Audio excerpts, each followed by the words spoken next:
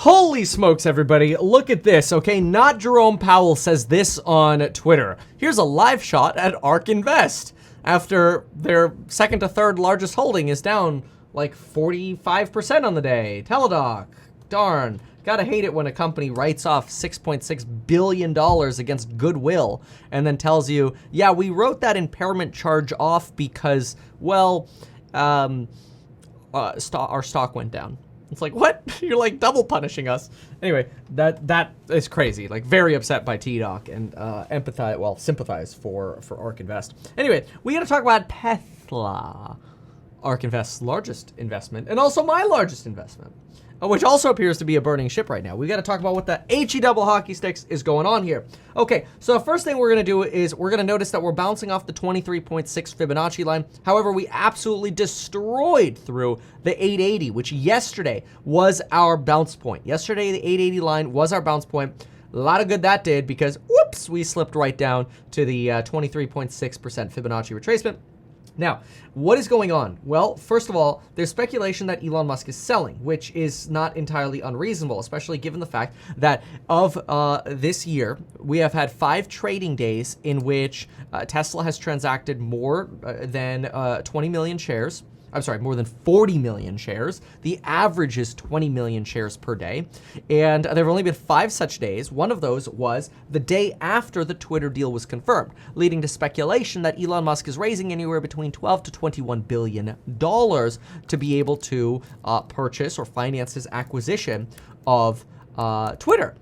Now, if we divide Tesla's current share price by about $21 billion, we end up getting a shares sale of about 24 million shares that have to be sold.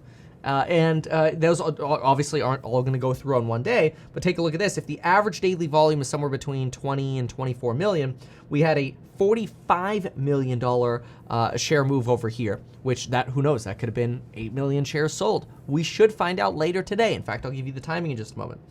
Yesterday, we had 25 million shares transacted on the day, and today, and this is crazy, the market's only been open for 2.5 hours. We still have another roughly 4 hours to go, and already 20 million shares have been transacted on Tesla.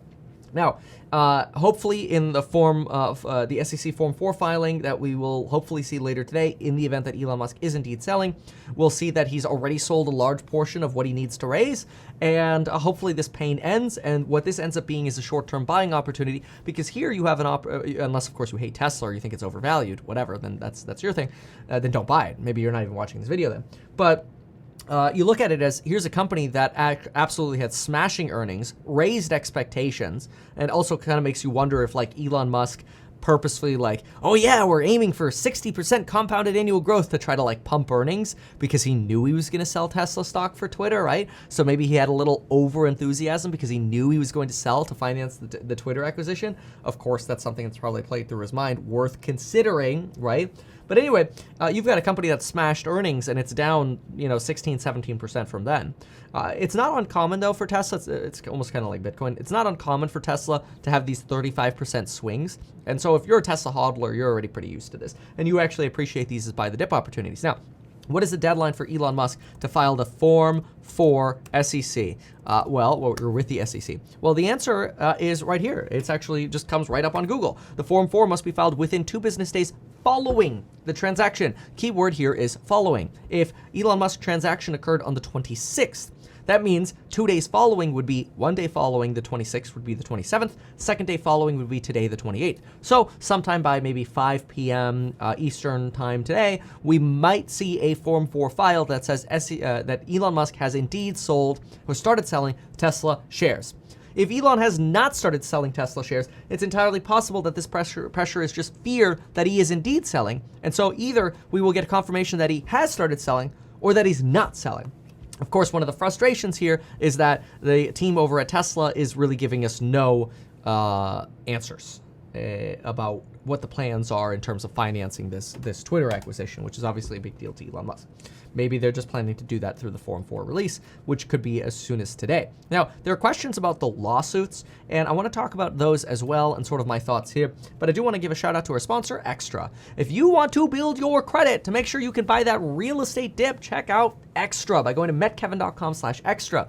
You could sign up and link to your existing account this debit card that will spy you the money over business night and then reimburse themselves so that way they can report to the credit bureaus that money you spent on a debit card is actually debt paid off, and that could help you boost your credit score substantially to help you prepare to buy real estate without being exposed to the risk of a credit card. If you want to learn more, go to metkevin.com/extra. Thanks so much. All right, now let's get to these lawsuits. We had 3 updates on lawsuits, or just recently, 2 of them yesterday. One big lawsuit was actually great. Elon Musk does not have a $13 billion liability to shareholders because of Solar City. Imagine if Elon Musk had to sell another $13 billion worth of shares. That could be another, 15 million shares of Tesla that would have to be sold. He's free of that, which is great.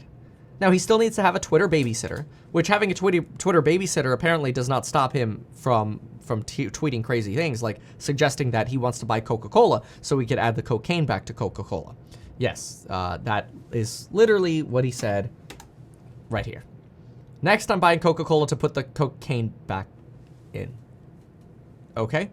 In addition to that, we also saw Elon Musk reply tweet to this statement from the FCC. Now, when this acquisition was announced, the Twitter acquisition was announced by Elon Musk and Twitter, that I mentioned on live TV. I went on live TV and said, this stock has the potential of going down. Twitter has the potential of going down substantially, maybe down to $30, if the Biden administration, the SEC, or the FCC comes in and says no.